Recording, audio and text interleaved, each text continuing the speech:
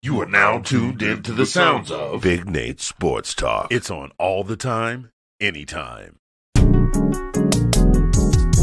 Sitting looking back on all the times we shared, when I acted like I just didn't really care, and it wasn't fair. You stood by me, girl, when I was so untrue. But this is my promise, girl, I give to only you. Let me be the one you come running to. When you need me, I'll be there, just to let you know that I do care. Baby, I promise, girl, I promise, I'll always be true. And baby, I promise, girl, I promise you that I'll be right here for you.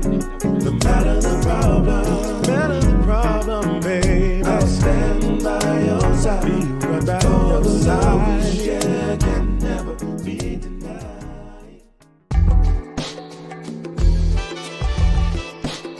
You are now tuned in to Big Nate Sports Talk, the show that is on all the time, anytime. And now, ladies and gentlemen, the next big thing, the latest up-and-coming sports journalist, your host, Nathan Snell. Thank you, Mr. Anthony Handy, for that wonderful introduction. Good evening, ladies and gentlemen. It is your host, Nathan Snell of Big Nate Sports Talk Podcast, episode number 374. In this episode, it's week 3 coming up of the WNBA. But before we get into that, there's a few things I'd like to say up front. I'd like to take this opportunity to thank Jordan Robinson, one host of Queens on the Court podcast with Cheryl Swoops. A couple weeks ago, me and Brendan Potts did a little interview with her. That was a great video, great opportunity to sit down and talk with her. Please check that video if you have not already. I appreciate her for taking some time.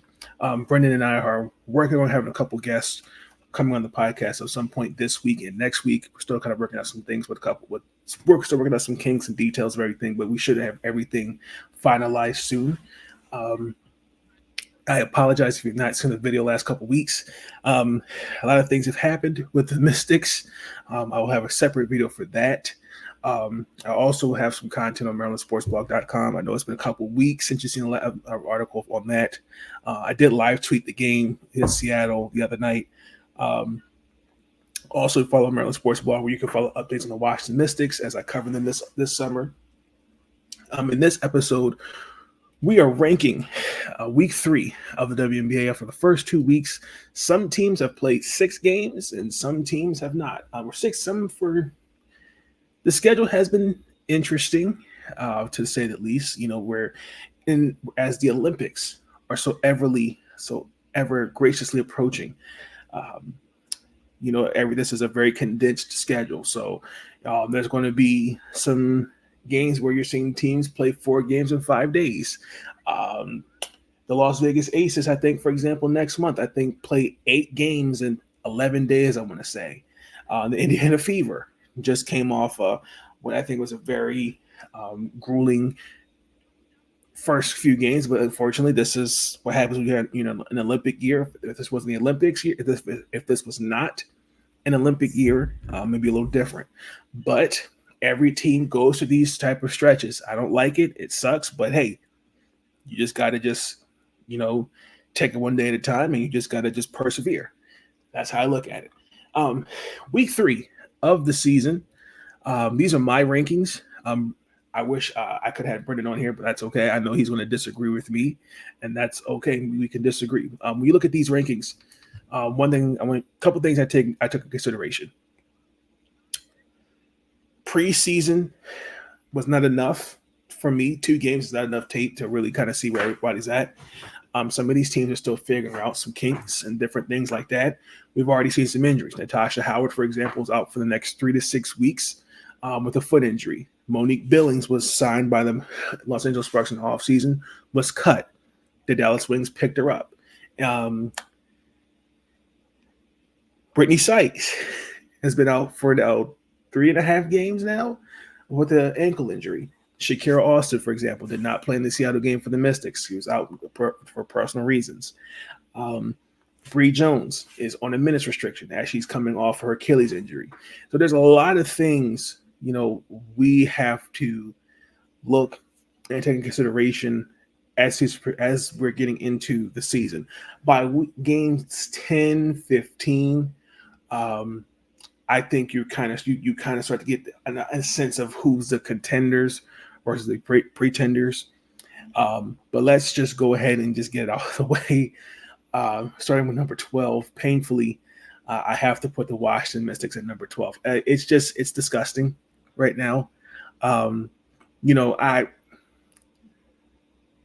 A part of me already knew what this was going to look like with not having Natasha Cloud and Elena Delle Donne.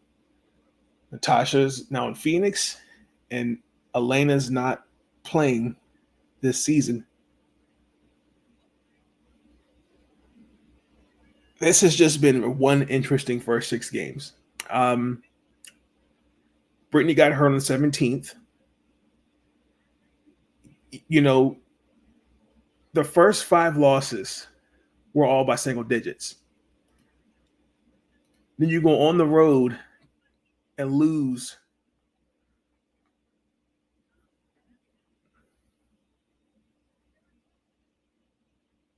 The Washington Mystics lost on the road by 32 points. I can't defend that. What do you want me to say to that? What was that? What the hell was that? I'm sorry the H words and the D words aren't appropriate over the airways, but it's going to be today. I don't know how much more of this I can take. How in God's name? I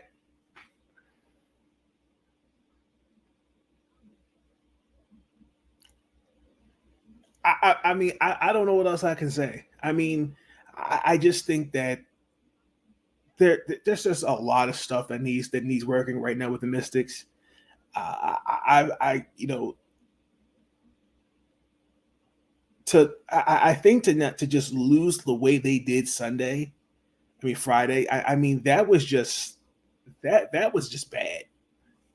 It stings because I think you've got pieces that are able to do that can make it a little bit more competitive. I mean, Ariel Atkins, Maisha Hines-Allen, yes, you didn't have Shakira on the floor due to personal reasons, and then Brittany's been out with an ankle injury. But I mean, what I saw Saturday evening, not Friday. That's probably the most embarrassing thing I've ever watched. And I'm not saying this as a fan, I'm not saying this as but just watching how they played, and they just got their ass kicked. And the turnovers, defense. This is going to be one long season. I don't know really what to expect. They get Atlanta Wednesday. I'm not looking forward to that at home. And they got to go to New York on the 31st. Not looking forward to that. I mean, this is probably the worst start going back to 07, 06. So, in fairness, you didn't have Brittany Sykes or Shakira Austin, but that's not an excuse. It's a reality, but you've got players that are capable, I think, of stepping up in their roles. And I mean, when you look, I'll talk more about it in a separate video for the Mystics. But when I looked at that whole box score, damn near everybody. I mean, everybody was all in the negative. I mean, this is some bad stuff. I don't know what I'm going to do. I don't know what I'm going to say. I don't know what I'm going to do. I don't know how much more of this I can take. I just don't know. This is ridiculous. Oh, Lord.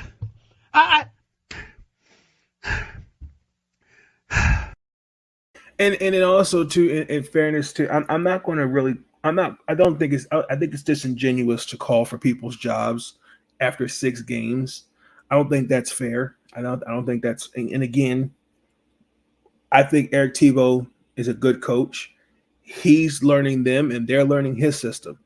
If the first 5 games, as the regular Ravens fan, I used to make tons of Water Ravens content here on YouTube. It's not on as it used to be. But one thing that always stuck out to me when he was talking about the games was, quote, trust your eyes. And it's there. Sometimes it's self-inflicted, and sometimes it can be the worst enemy, like the Sparks game. They should have won that game. But if Errol Atkins doesn't foul, it's a different outcome. So be tuned in for a separate video from that. But that was painful. Number 11, Indiana Fever. I think this is a fair ranking. I could have put him at 10, but I think 11's fair. Listen, in all due respect, the Fever got their first win. Congratulations. But outside of that, I'm looking at a team that has no direction. I question what their identity is. Today on social media, as this video is being recorded, you have the second overall picks, a member of their family, supposedly on a Facebook group for the Indiana Fever saying that Christy Sides does not see them as an asset. Mind you, this is the same family that had an issue with the team last year and had an issue with the number one overall pick last year. At some point, we should start seeing this as a pattern. Let's just be real on that. So I wasn't surprised what I saw. For those that have watched, last year and even the year before, this is nothing new. I agree with some sentiments. I do think that this is definitely a learning curve. We have to give Caitlin some grace. I think she deserves it, but also too, in fairness, and I don't want to be this person, but I'm gonna keep it real. I blame the media. Others have said it. The media came in, they hyped Caitlin up. They said she was going to come in the league and take it by storm. And here it is, 6 games. She has the most turnovers. There's a couple games she has had single digits. And I don't know how Indiana didn't see this coming. And this is a can that kicked down the road. And I stand by that. I think you're going to see struggles like this as the season progresses. But I feel bad for Aaliyah Boston because I now she's starting to pick up a little bit. The first few games, I think a lot of it was confidence. I think also to how she was being used. I think it's interesting to downplay one's. For some context, she had to delete her Twitter because of some of the misogynistic, nasty comments that she was getting. First and foremost, I don't think it's fair to criticize her, saying, well, you were on Twitter all summer, you were doing this, blah, blah, blah, blah. Okay, but she's still in the gym. It's because somebody's on TV or on social media. Don't make it assumptions to know what they're not doing. I'm seeing players that could really benefit. I'm not talking career. I'm just talking for one season that can really use something else more than being in the gym. I mean, going overseas, I'm just talking for maybe a couple months. I'm not talking a year. I'm not even talking, a couple months to start working on their game. Also, too, I'm looking at how Christy Sides, what is this offense tailored to? She thrives with the pick and roll, but, this is I'm just so lost in Indiana right now. I don't trust what they're looking like right now. And, again, like for me, like your first win against the Sparks, that was great. I like Timmy Fagbilly. She's been an energy spark plug for them. Now moving to the second starting lineup. And again, like, it was a busy week, but also too, I want to transition to something into this. And I think this is where also too my disdain for the national media. Rebecca Lobo, former WNBA player, went to the University of UConn, made a comment about, this was prior to the Aces game, made a comment talking about, that the Indiana Fever should consider load management. 6 games into the season, load management of resting Caitlin Clark and Kelsey Mitchell. Then the rationale behind her argument was, well, look at the Mystics. Well, the Mystics, they went 6-28. First and foremost, I think this is important to say. Rebecca Lobo didn't make a statement like that last year. There were a lot of players a lot of teams that had the exact same schedule last year, even the prior Olympic year. Rebecca didn't make a statement like that. You brought the Washington Mystics that year. They went 6-28. 3 players got hurt. Alana Beard, Monique Curry, and I want to say it was Marissa Coleman. But also, too, let's keep it real. That Mystic team was just not a good team. Because if we're going to go by that logic, the next year they won only 5 games. And that was last before Trady Lucy got fired, if I'm saying that correctly. So I get it. We want to make sure that players are getting adequate rest. We're making sure that nobody is overusing themselves. But let's be honest. You didn't say that last year about Alyssa Thomas. You didn't say that about the Las Vegas Aces. Hell, the Las Vegas Aces, as I said in my intro, they play 8 games in 11 days next month. The Mystics just came off of a road trip. Oh, and they have to play back to back at the Cowart Arena, June 6th and June 7th. So my question is, should Ariel Atkins, Aisha Hines-Allen, should they not play? I'm just saying, I think just this coddling, kissing of the feet for one player is disingenuous to others. Because if you're going to make that statement, be fair for other teams. Because you didn't make that statement last year. Because, again, I understand Olympic year, but we're 7 games into the season, and you're already calling for load management. When, if I remember correctly, people said that she was going to come into the league and was going to take the league by storm. Hell, they said she was going to win MVP. Heck, they said Indiana was going to be a championship team. Now 7 games, it's a reality check. It's different. This is not Iowa, and it's not a criticism of Caitlin. It's a criticism of the media. And then when we bring it back to the others, everyone's looking like, well, what's the problem? National media. I mean, you even had people who in the media who distinctively said Caitlin should consider joining the Big Three, Ice Cube's league. So I'm not calling Rebecca Lobo out, but I'm just pointing out inconsistencies. If you're going to make statements like that, be fair for the others. You said Kelsey Mitchell, but Kelsey Mitchell has an ankle injury, and that's fine. But I didn't hear you last year make that statement, the year before, and I doubt you're going to make that same statement for the Aces, the Sun, Mystics, and for the rest of these other teams. I doubt it.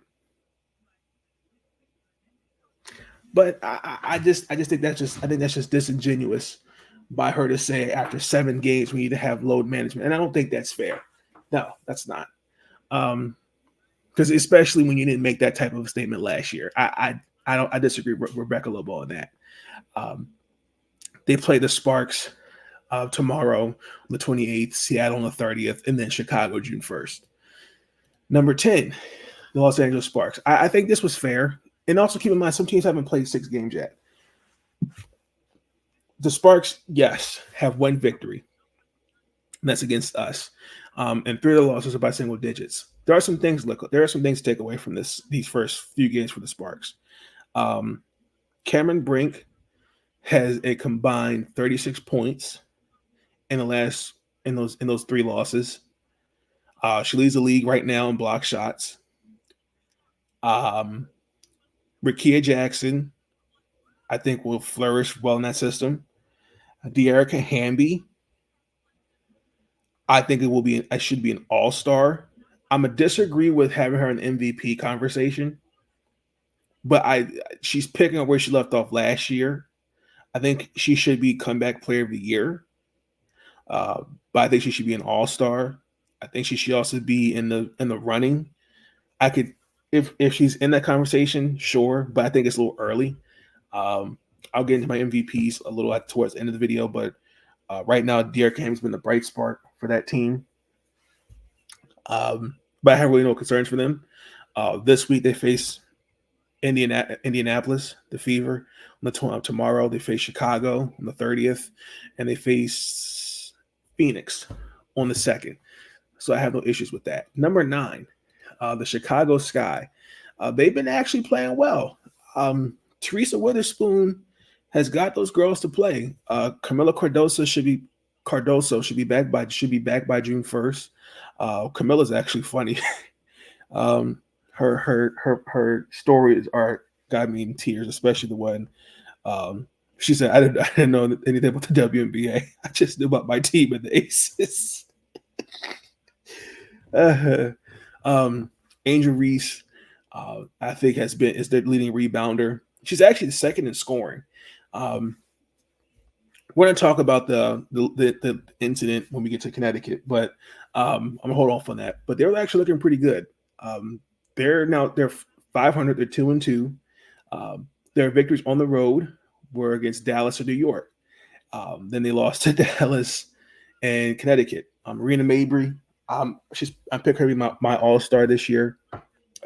She's actually playing well now that she's being the face of that franchise. To me, I still think it's criminal what happened to Chicago. I blame James Wade. I shared the sentiments of others that have been critical of them. I still think overall they're looking pretty well. Kennedy Carter, I think should get some most improved player votes, in my opinion. Once they get Cardoso back, I'm just kind of curious to see how that rotation will look. Diamond DeShields, as well, I know is out with an injury. Isabel Harrison's coming off an injury. I'm just a little some questions once players are kind of starting to get gelled back to the lineup. How will the overall rotations look? Well, Kaiser Gondrezick, she's looked pretty well in the minutes that she's gotten. So is Michaela Onyeweide. They're actually my sleeper to finish as a top 6 seed for the playoffs. But again, we're still early. Number 8, that team in Phoenix, the Phoenix Mercury. From 8 down, this was tough to make a case. They're 3-2.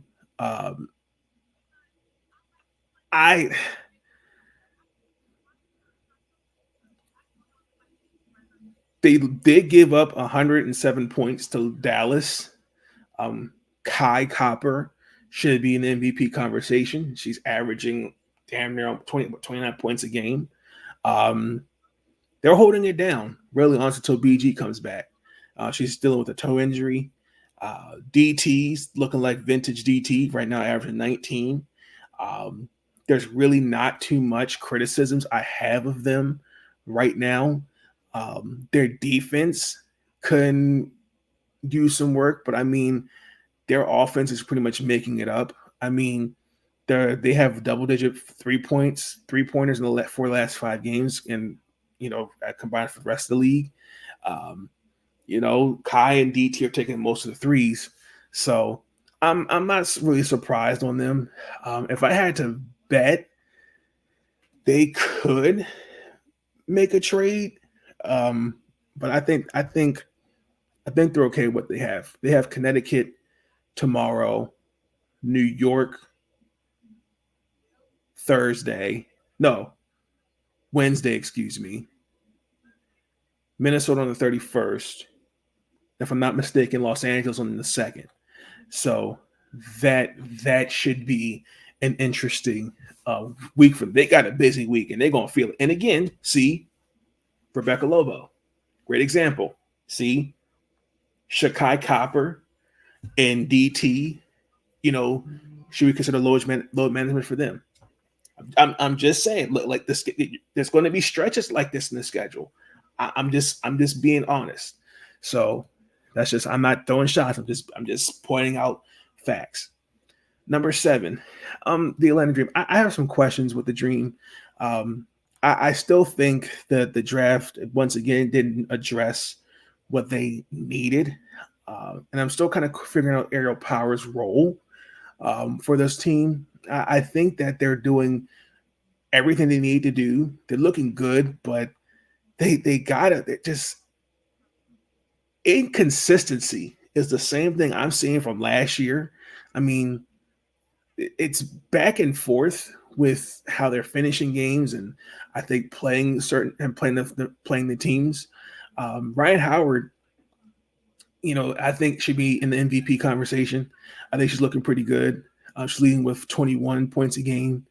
You got Tina Charles, who I think is going to be. I think is going to be the key for them. She's looking pretty good. Cheyenne Parker, Tyus, and Alicia Gray. I think they're all going to do all good things. I just think, for me, it comes down to Tanisha Wright and her rotations. This experiment with Haley Jones at point guard, it has to come to an end. It's disingenuous. It looks no. And they had a point guard, and I don't get it. So I will be curious to see what they do. But obviously we play them on the 29th, Los Angeles on the 31st, and then Connecticut June 1st. Number 6, the first time in a bit of time, the first 2 weeks in the first team out of the top 5, the New York Liberty. I know this might disappoint some people may disagree with. I'm just not sold on New York. I've said it from the jump. I don't think the Liberty did enough to build on the success of last year. I think their offense, especially this week, just looked lackadaisical. It really, really has to. It starts with coaching. Sandy has to figure out the rotations. I think moving Vandersloot to the bench, I think, is the best thing for them. I think Betnijah Laney has to be the X factor. I think you have to run the offense through her. Brianna Stewart, I don't know what this is, but Stewie's always had these slow starts to the season, and then as the season progresses, she gets better. Sabrina Ionescu, she also has not really been looking fantastic. She's definitely been ice cold from behind the arc. She's only now 12 of 44. I'm doing the math right. That's 27% behind 3. I mean, damn!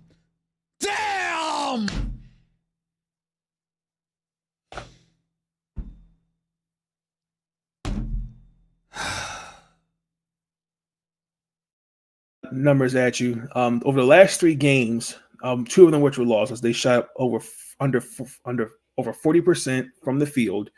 They were under 25% from 3. They had nearly 50 turnovers compared to their assists. I think it was like 58. And yes, that's been their offense. And also, too, I look at Jonquel Jones. I've noticed this even back in Connecticut. When she does not play well, or the refs are not on her side, when I say on her side, or that there's just one bad foul call, she shuts down. And that can't happen. And yes, there was a couple of fouls in that game that I thought were ticky-tack. But unfortunately, you can't always look to the refs to always help you or bail you out. I think the officiating, I've said it before, and I've said it again. I've been very firm on this point. I'm not backing away from it.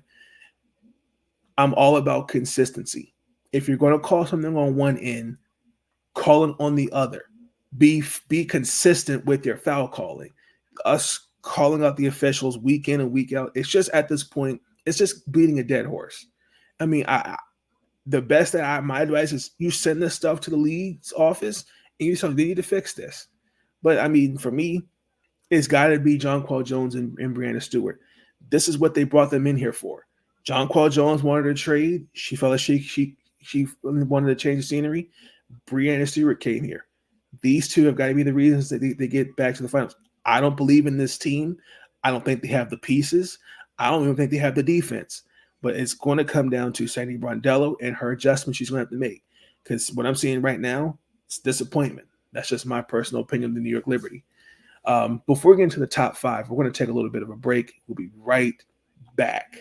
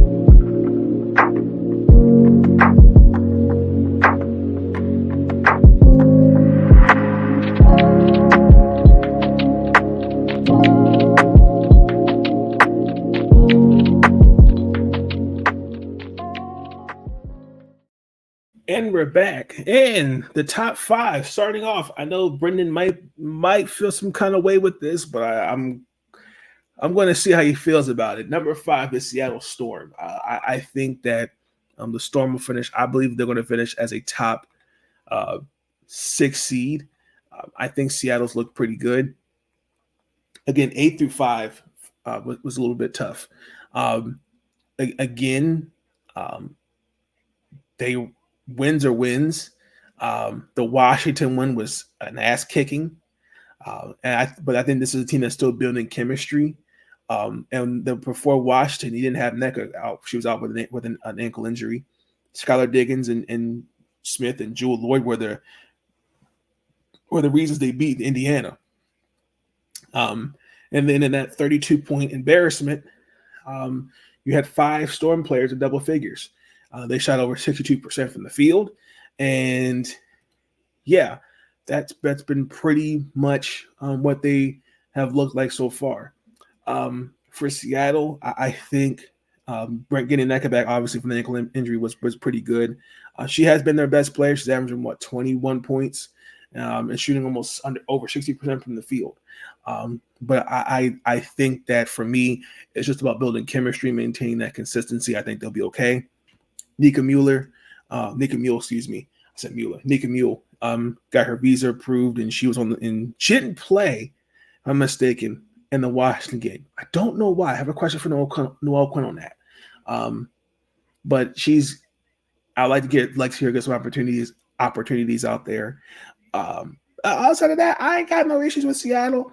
I think 5 is fair. I mean, if we're being honest, you probably can make an argument that it could be 6. New York could be 5. But I'm kind of going off by what I've been seeing from how everyone's looked. But Seattle, they have Chicago on the 28th and Indy on the 30th. Should be interesting to see what they look like. Number 4, the Dallas Wings. They brought in Monique Billings on a hardship as Natasha Howard's out for the next 3 to 6 weeks, dealing with a foot injury. Orike Ogunbowale, I have to put her in the MVP conversation.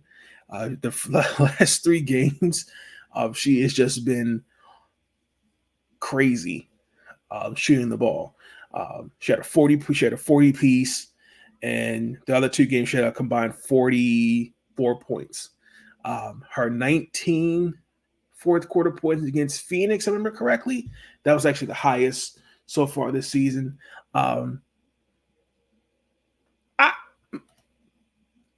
Monique Billings, I think that Dallas is going to have some questions. I have some questions for Dallas because especially um, I see. I think no, Los Angeles is going to regret cutting her. Um, but also too, I don't think it was going to work in LA because Mo has to be playing with somebody that's a big, and I think now in Dallas, I think they have that. That's just my opinion. I don't think it was like that in Atlanta.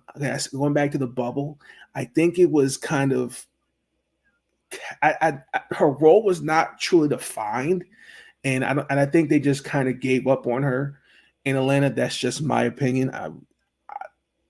For me, that's what I saw. Because in the bubble, I remember the bubble season, she looked astounding out there, in there. So I'm not really sure what Los Angeles saw in saying we're going to cut you, but I think they're going to regret that. And I think also too Atlanta's going to regret that as well. But my questions for Dallas is, especially now with Natasha, we don't know how long she's going to be out, but they said 3 to 6 weeks. Satu's not coming back till August, more than likely. Okay. You've got Stephanie Suarez, Lou Lopez, Sinachel. Like, how is that going to look? Someone's going to, someone's going to get sacrificed in their role, because I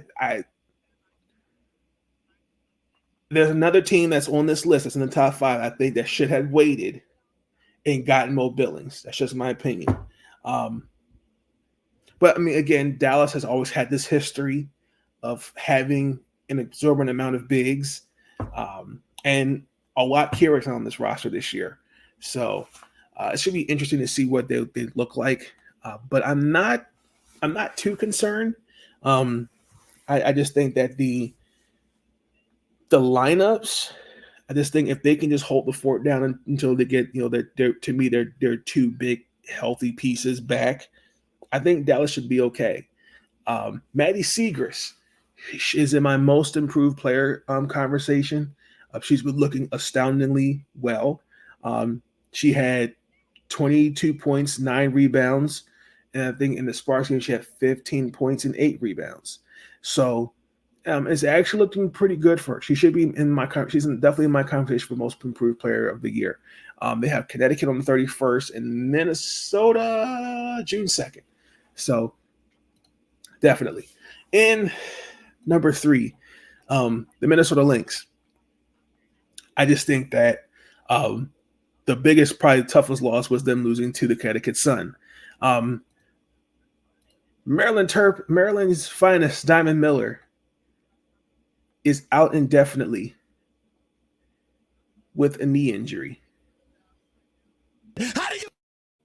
What was the? I mean, damn!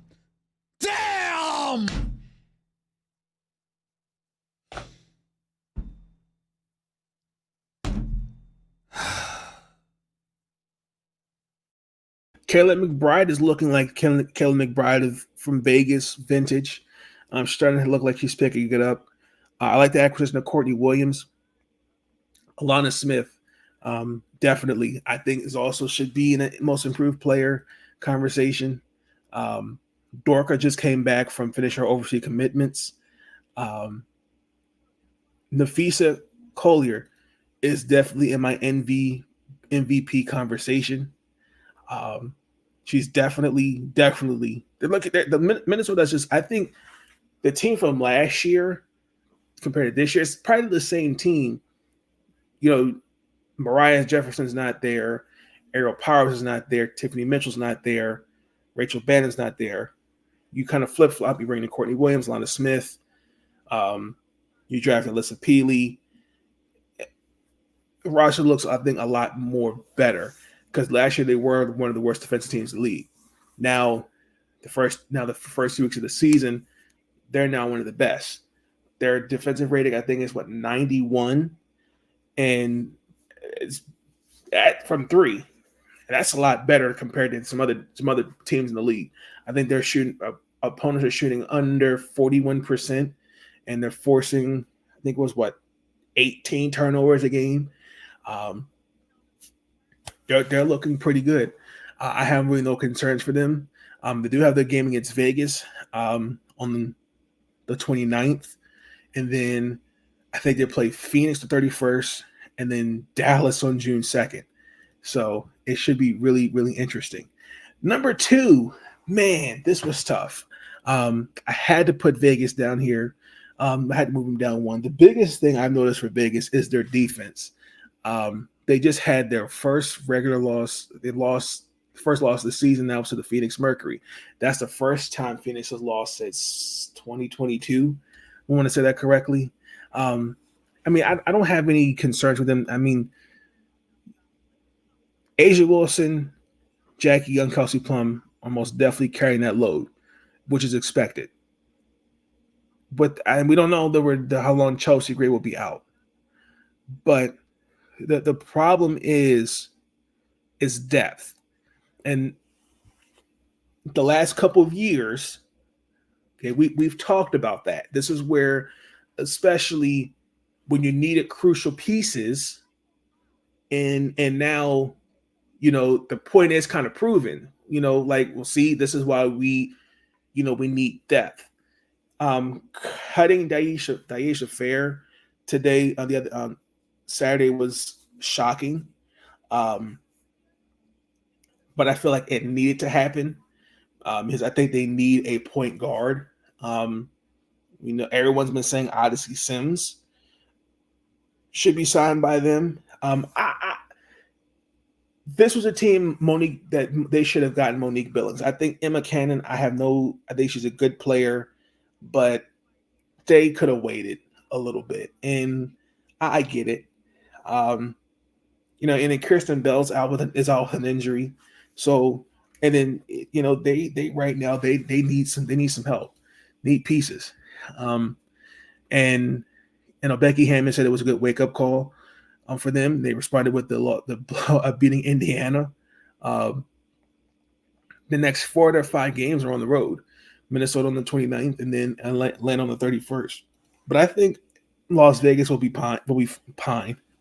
fine. I had no concern for them. It's just I would like to see what they're going to do in terms of point guard, because they need a vocal leader on the floor, especially on the defensive side of the ball. And until Chelsea comes back, who that leader is. And I think you have players. You got Asia, who's capable of being that vocal leader. Kelsey, Jack. I think they're capable. I just think they need just that. They need that one piece for them to be solidified. And again, without Chelsea, it's a little different. And again, they don't really have the money to really make moves like that because they're very top heavy with their contracts. So it should be interesting to see how they'll look. And for the first time, the Connecticut Sun, number 1 on my rankings.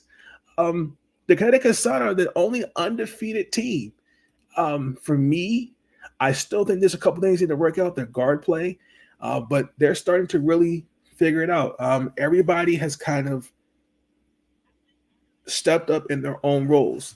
Brianna Jones and her limited minutes can help you close games. DeWanna Bonner, can help you close games.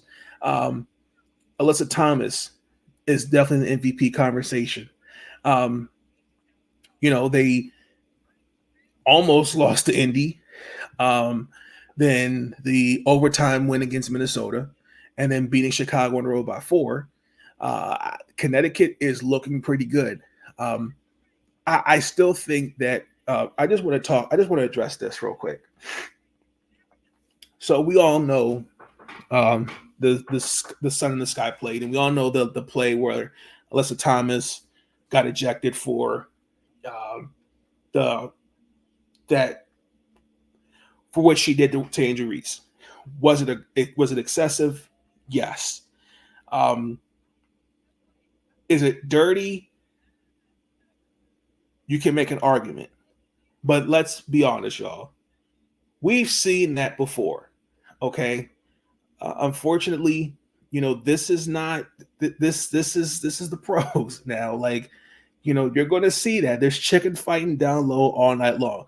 Was Angel Reese giving her some problems? Yes, but I think also to insinuate that DeWanna Bonner is a victim of domestic violence, and it was on Twitter. You're disgusting for that. To insinuate what Alyssa Thomas did, if she does that to DeWanna Bonner, stop. That's not cool. We shouldn't be doing that. And the new fans are something, because for me, I think you can't. If that's what you're going off of, that one play, y'all gotta watch. Y'all gotta stop with that. I thought when I saw that, I thought that was disingenuous. And DeWanna, I appreciated her for coming out and defending AT, but we gotta do better with that, y'all. And was it a bad play? Yes, but Alyssa Thomas, is a tough dog. When you go up against her, she's going to make you work for every rebound, basket, all that. This is not college. This is reality. I mean, you're starting to go against some pros. AT's been in the league going almost 9 years now. Okay, I knew she was, and it's like this at Maryland. Not like that play, but I'm talking about just the type of energy and she brings on the court. It's like that at Maryland too. So I just thought it was just disingenuous to just make that assumption because of that one play. And and Angel Reese, said it too. They're not supposed to be nice to me and all this other stuff. And she took her licks. I mean, this is the pros. I mean, Napheesa Collier took an elbow to the eye. Did Napheesa complain? No, it's basketball. So I mean, you're gonna have moments like that. But man, but that's my rankings of this week for the WNBA. Also, too, the Toronto has been given the newest team for the W. The Canadian franchise will start in 2026, as well as we talked about last week, the Golden State Valkyries. And Commissioner Kat Dingelberg said she wants 16 teams, hopefully 16 teams by 2028. I still don't think, even with 16 teams, I still don't think that addresses the issues in terms of roster expansion, because there's always going to be that one player that we're all going to say should be on the roster. I also too think once the new CBA comes out, I think there's be a little bit more of a direct, clear understanding, because there's some contracts. When I look at this so far with these 12 teams, I have to say, how did you get that contract? It's not throwing shade. I mean, listen, get your money, but some of this is coaches are not GMs. The positions need to be separated. And just looking at how some of these moves have been this year and even the past few years has just been extremely mind-boggling for me. So congratulations to the city of Toronto. We're curious to see what that'll look like, but that's the latest expansion team. And running into the final thought of the podcast.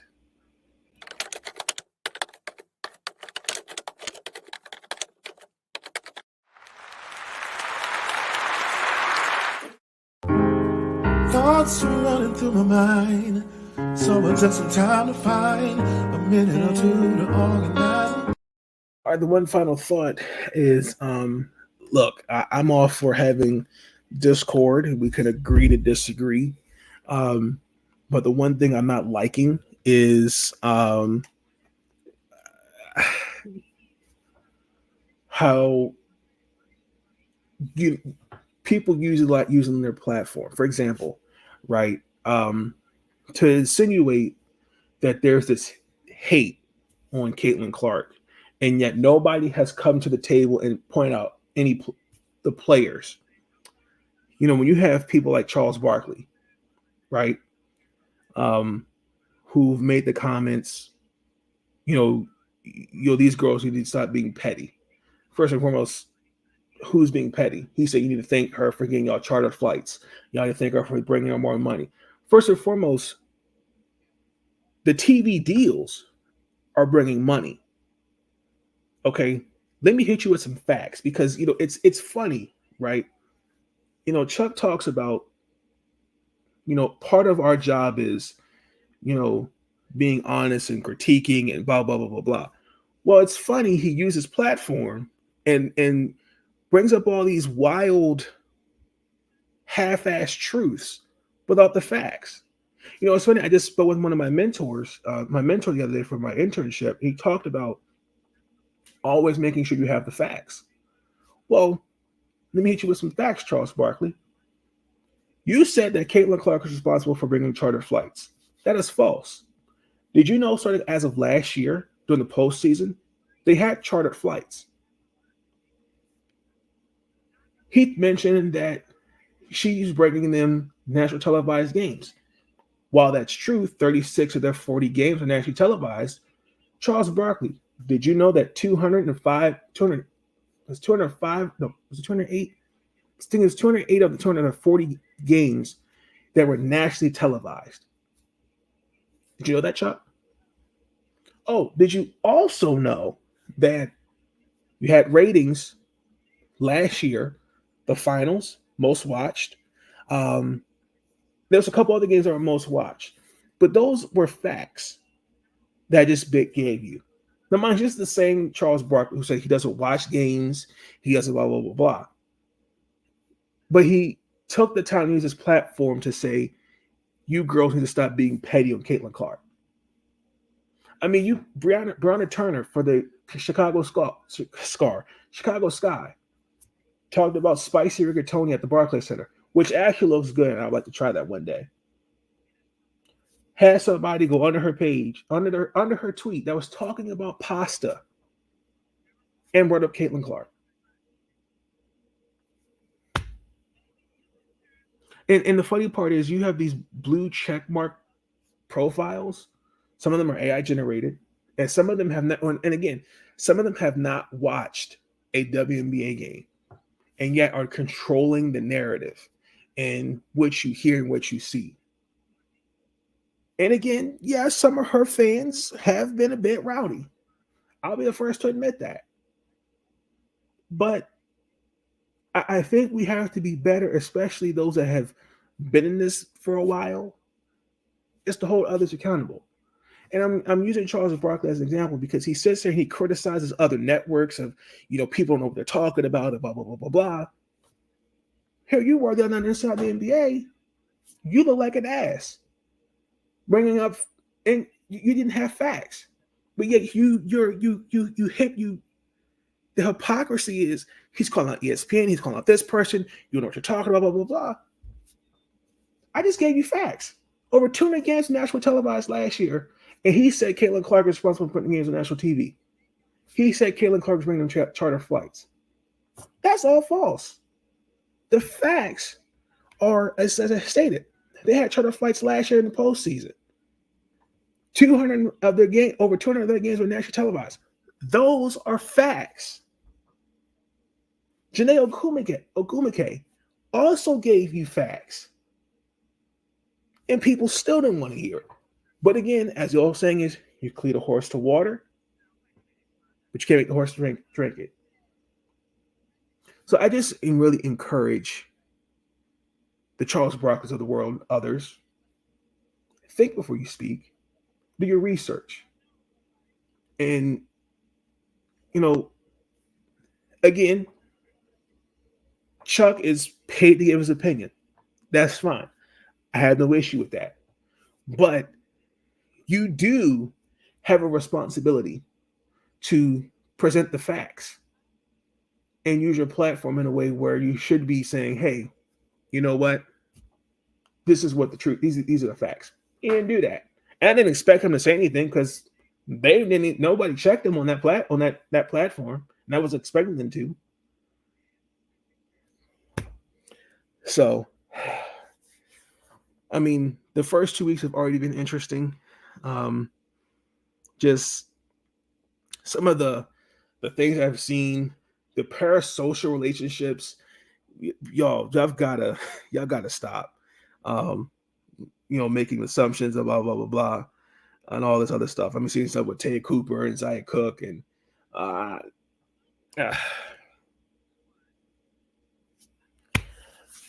don't know. That's just me. But I'm gonna go. Thank you for tuning in this episode of Big Nate Sports Talk podcast. You're gonna see a separate video for me for the Washington Mystics tomorrow. I need to look. I still really haven't recovered from that loss Saturday, and look back at the tape. They have a media availability tomorrow. I'm gonna be tuning in for that.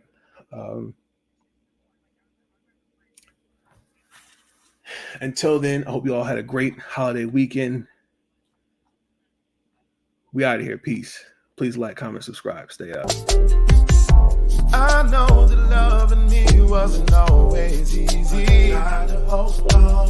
And you felt like walking away when you couldn't see me. Felt like all your hope was gone. But I'm right here on bended knee. Please be my wife and stay with me. Please take my hand through stormy weather. We will stay, yeah. Let me be the one you. When you need me, I'll be there. Just to let you know that I really, really, really, really, really, really do care, yeah. Baby, I promise. Baby, I promise. I'll be right here for you. No matter the problem. No matter the problem, baby. I'll be by your side. 'Cause the love we share can never be denied. Denied. Thank you for tuning in to Big Nate Sports Talk. If you enjoyed that episode, be sure to like, subscribe, and share the next big thing, the next up-and-coming sports journalist, Big Nate Sports Talk. It's on all the time, anytime. And I wanna thank you. All I wanna do is say thank you for everything you do.